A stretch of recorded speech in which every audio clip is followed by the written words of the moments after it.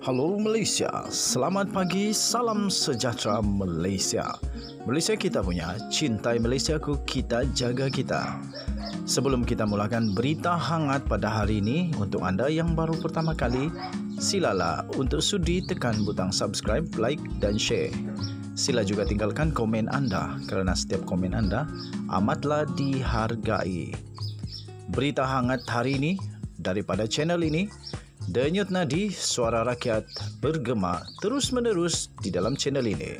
Setiap hari kita membawakan berita-berita terbaru yang pastinya dinantikan oleh seluruh rakyat Malaysia.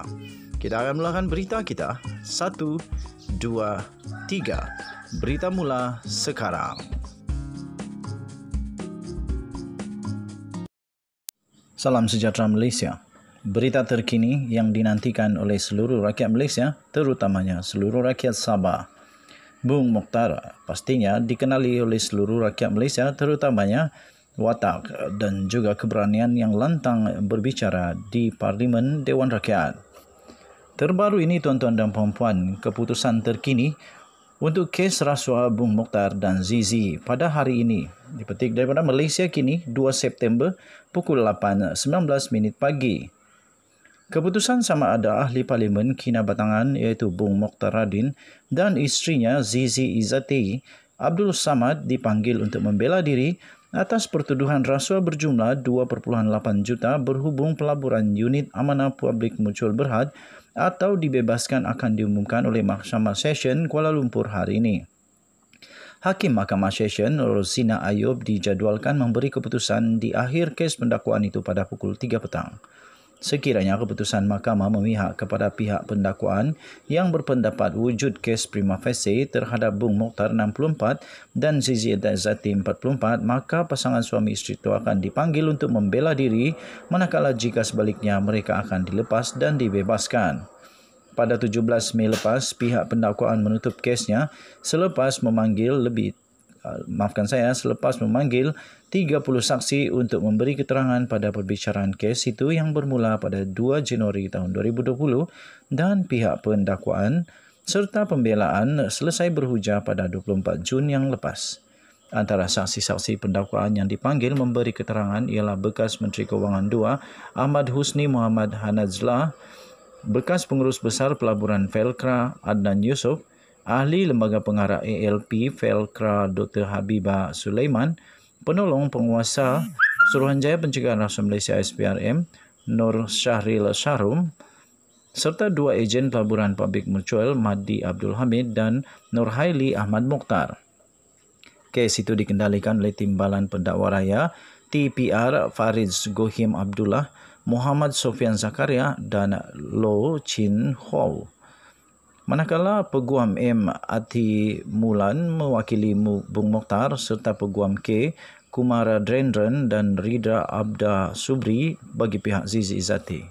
Pada 3 Mei 2019, Bung Mokhtar mengaku tidak bersalah di Mahkamah Session atas 3 pertuduhan memperoleh suapan berjumlah 2.8 juta bagi mendapatkan kelulusan untuk Felkra Berhad melabur 150 juta ringgit Malaysia bagi menyertai produk unit amanah publik Mutual Berhad. Mengikut pertuduhan pertama, Bung Mokhtar yang ketika itu merupakan pengerusi bukan eksekutif Felkra didakwa secara rasuah memperoleh untuk dirinya suapan iaitu wang tunai 2.2 juta ringgit Malaysia daripada ejen Pelaburan Publik Mutual Mahdi Abdul Hamid melalui isteri tertuduh Zizi Izzati. Dia dituduh melakukan perbuatan itu sebagai upah bagi mendapatkan kelulusan daripada Menteri Kewangan II untuk Felkra membuat pelaburan sebanyak 150 juta bagi menyertai produk unit amanah Publik Mutual. Kesalahan itu didakwa dilakukan di Public Bank Berhad, Cawangan Taman Melawati, nombor 262-265, Jalan Bandar 12, Taman Melawati di sini antara 12.30 tengah hari dan 5 petang 12 Jun 2015. Bagi pertuduhan kedua, Bung Mokhtar didakwa secara rasuah memperoleh untuk dirinya suatu suapan iaitu wang tunai berjumlah RM262,500 daripada individu yang sama, Mahdi melalui akaun Public Islamic Treasurer Growth Fund PITGF bernombor 0447977816 yang didaftarkan atas nama Zizi Izzati bagi tujuan yang serupa. Bung Mukhtar juga dituduh secara rasuah memperoleh untuk dirinya suatu suapan iaitu wang tunai berjumlah RM337.500 daripada ejen pelaburan publik mutual Nurhaili Ahmad Mukhtar melalui akaun publik Ethical Sequel Fund PITSEQ bernombor 0447977824 yang didaftarkan atas nama Zizi Izzati bagi tujuan yang sama. Kedua-dua kesalahan itu didakwa dilakukan di lokasi yang sama pada 12:16 tengah hari dan 12:28 tengah hari pada 19 Jun 2015. Pendakwaan dikemukakan mengikut subsection 17(a) Akta SPRM dan boleh dihukum di bawah section 24(1) Akta yang sama yang memperuntukkan hukuman penjara tidak lebih 20 tahun dan denda tidak kurang 5 kali ganda nilai suapan atau RM10,000 mengikut mana yang lebih tinggi jika sabit kesalahan. Zizi Izzati yang juga pelakon mengaku tidak bersalah atas 3 pertuduhan bersubahat dengan suaminya berhubung perkara sama di tempat, tarikh dan masa serupa mengikut Seksyen 28(1)(c) Akta ASPRM dan boleh dihukum di bawah subsection 24(1) Akta yang sama yang boleh membawa hukuman penjara maksimum 20 tahun dan denda tidak kurang 5 kali ganda nilai suapan atau RM10,000 mengikut mana yang lebih tinggi jika sabit kesalahan. Sekian berita, salam sejahtera, bye-bye.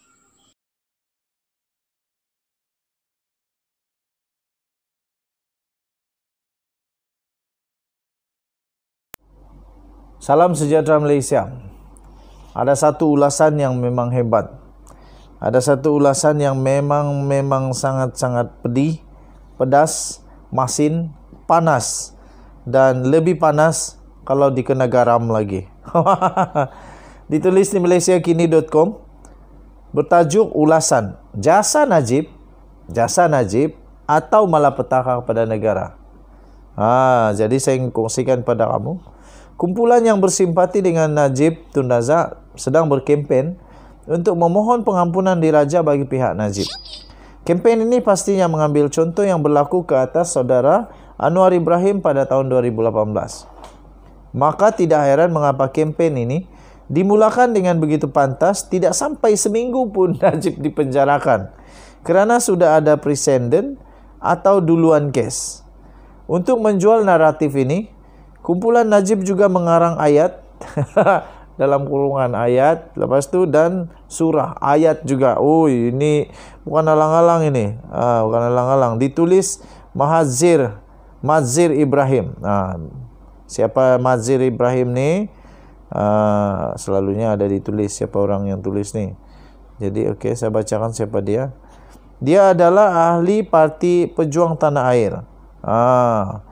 Tulisan ini tidak semestinya mencerminkan pendirian daripada Malaysia Kini dan bukan juga pendirian daripada channel ini. Ya, tidak. Okey, jadi dia kata untuk menjual naratif ini, kumpulan itu yang muluk menulis ayat-ayat yang kumuluk mengenai jasa Najib pada negara seperti kejayaan projek ACRL, LRT, TRX, termasuk BRIM dan Klinik 1 Malaysia. Okey, ini semua memang saya pun tidak nafikan. Semua ini masih bagus. Terutamanya Klinik 1 Malaysia itu memang sangat bagus. Saya pernah pergi sana, isteri pernah pergi, anak-anak semua pernah pergi. Memang bagus. BRIM pun bagus. ECRL, LRT, TRX tak ada kena mengena dengan kami sebab tiada di Sabah. Tiada di Sabah. Tujuan utama semua ini ditulis adalah untuk menambah sokongan dan simpati rakyat ke atas Najib. Okey.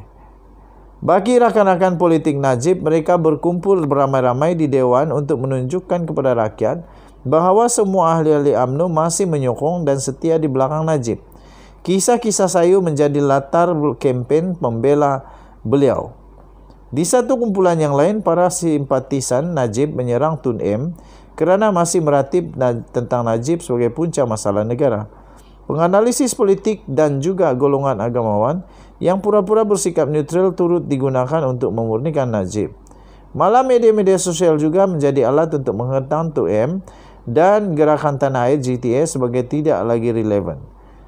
Begitulah kempen Najib ini dicorakkan.